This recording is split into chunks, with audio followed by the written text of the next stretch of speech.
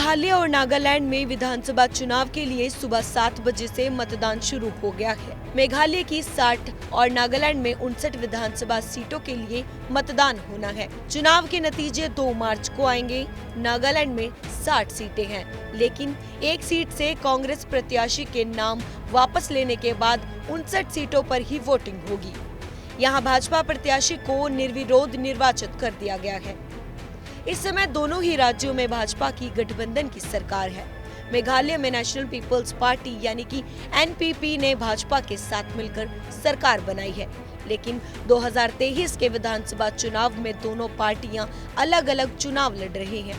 तो वहीं नागालैंड में nationalist democratic progressive party NDPP और भाजपा गठबंधन की सरकार है। इस बार भी दोनों पार्टियों के साथ चुनाव लड़ रही है। नागालैंड के 16 जिलों की 60 विधानसभा सीटों में से 59 पर ही आज मतदान हो रहा है। 10 फरवरी को अकुलुतु विधानसभा क्षेत्र से कांग्रेस के कैंडिडेट खेकाशो सुमी ने नामांकन वापस ले लिया था, जिसके बाद भाजपा कैंडिडेट कजेतो किनीमी का निर्विरोध निर्वाचित कर दिया गया। चीफ इलेक्टोरल ऑफिसर विशंशाक शेखर ने कहा, राज्य में कुल 13 लाख मतदाता है। 59 सीटों के लिए 2315 मतदान केंद्रों पर वोटिंग हो रही है। तो वहीं 183 कैंडिडेट चुनावी मैदान में हैं, जिसमें 4 महिला और 19 निर्दलीय कैंडिडेट शामिल हैं। मेघालय के 12 जिलों की 60 विधानसभा सीटों में मतदान हो रहे हैं। इसके लिए 3419 मतदान केंद्र बनाए गए हैं। यहाँ एनपीपी 57 सीटों पर चुनाव लड़ रही है, जबकि कांग्रेस और बीजेपी ने 60 सीटों पर अपने उम्मीदवार उतारे हैं। इसके अलावा टीएमसी के 56 कैंडिडेट भी चुनाव लड़ रहे हैं। तो वहीं राज्य में कुल 30 लाख मतदाता है। मैदान में 375 कैंडिडेट है, जिसमें 339 पुरुष और 36 महिलाएं शामिल हैं। मेघालय में 2018 में हुए विधानसभा चुनाव में किसी भी पार्टी को स्पष्ट बहुमत नहीं मिला था। कांग्रेस को सबसे ज्यादा 21 सीटें मिली थी, तो वहीं कोनराड संगमा की पार्टी एनपीपी को 19 सीटें मिली थी। अन्य पार्टियों में यूडीपी को 6, पीडीएफ को 4, बीजेपी और एचएसपीडीपी को 2-2 सीट पर जीत मिली थी। कोनराड संगमा नहीं चाहते थे कि कांग्रेस सत्ता में आए, इसलिए उन्होंने भाजपा सहित बाकी दलों के सहयोग से गठबंधन की सरकार बनाई और वह राज्य के मुख्यमंत्री बने। 5 साल बाद अब मेघालय का राजनीतिक समीकरण पूरी तरह से बदल चुका है। राज्य में इस बार ममता बनर्जी की पार्टी टीएमसी भी चुनावी मैदान में है। इस बार राहुल गांधी का कहना है कि मेघालय में भाजपा को सत्ता में लाने के लिए ममता बनर्जी मदद कर रही हैं। तो वहीं दूसरी तरफ एनपीपी और भाजपा का गठबंधन टूट चुका है।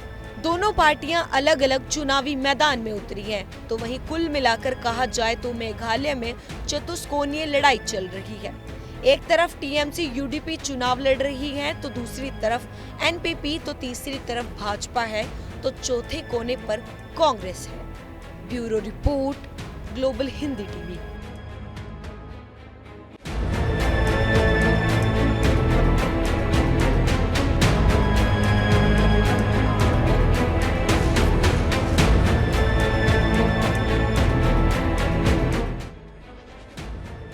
मेघालय और नागालैंड में विधानसभा चुनाव के लिए सुबह 7 बजे से मतदान शुरू हो गया है। मेघालय की 60 और नागालैंड में 59 विधानसभा सीटों के लिए मतदान होना है। चुनाव के नतीजे 2 मार्च को आएंगे।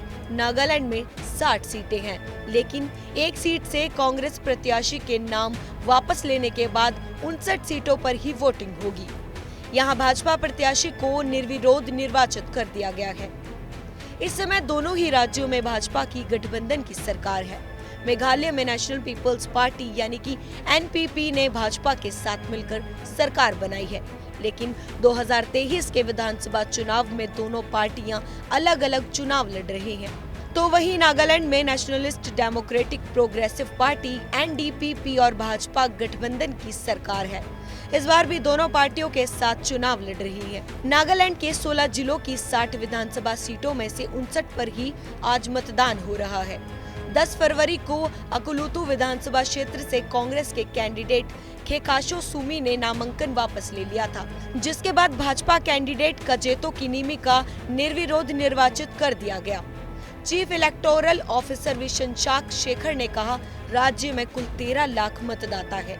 59 सीटों के लिए 2315 मतदान केंद्रों पर वोटिंग हो रही है। तो वहीं 183 कैंडिडेट चुनावी मैदान में हैं, जिसमें 4 महिला और 19 निर्दलीय कैंडिडेट शामिल हैं।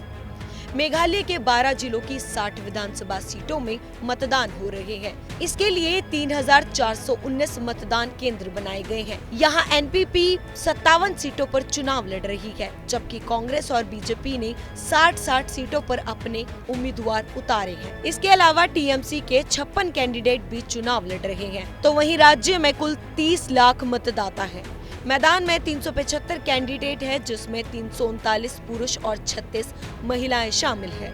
मेघालय में 2018 में हुए विधानसभा चुनाव में किसी भी पार्टी को स्पष्ट बहुमत नहीं मिला था। कांग्रेस को सबसे ज्यादा 21 सीटें मिली थी, तो वहीं कोनराड संगमा की पार्टी एनपीपी को 19 सीटें मिली थी। अन्य पार्टियों में यूडीपी को 6, पीडीएफ को 4, बीजेपी और एचएसपीडीपी को 2-2 सीट पर जीत मिली थी। कोनराड संगमा नहीं चाहते थे कि कांग्रेस सत्ता में आए, इसलिए उन्होंने भाजपा सहित बाकी दलों के सहयोग से गठबंधन की सरकार बनाई और वह राज्य के मुख्यमंत्री बने। 5 साल बाद अब मेघालय का राजनीतिक समीकरण पूरी तरह से बदल चुका है। राज्य में इस बार ममता बनर्जी की पार्टी टीएमसी भी चुनावी मैदान में है। इस बार राहुल गांधी का कहना है कि मेघालय में भाजपा को सत्ता में लाने के लिए ममता बनर्जी मदद कर रही हैं। तो वहीं दूसरी तरफ एनपीपी और भाजपा का गठबंधन टूट चुका है। दोनों पार्टियां अलग अलग चुनावी मैदान में उतरी हैं। तो वहीं कुल मिलाकर कहा जाए तो मेघालय में चतुष्कोणीय लड़ाई चल रही है। एक तरफ टीएमसी यूडीपी चुनाव लड़ रही है, तो दूसरी तरफ एनपीपी, तो तीसरी तरफ भाजपा है, तो चौथे कोने पर कांग्रेस है। Bureau report, global Hindi TV. ऐसी ही तमाम जानकारी के लिए देखते रहें ग्लोबल हिंदी टीवी और चैनल को लाइक, शेयर और सब्सक्राइब करना ना भूलें।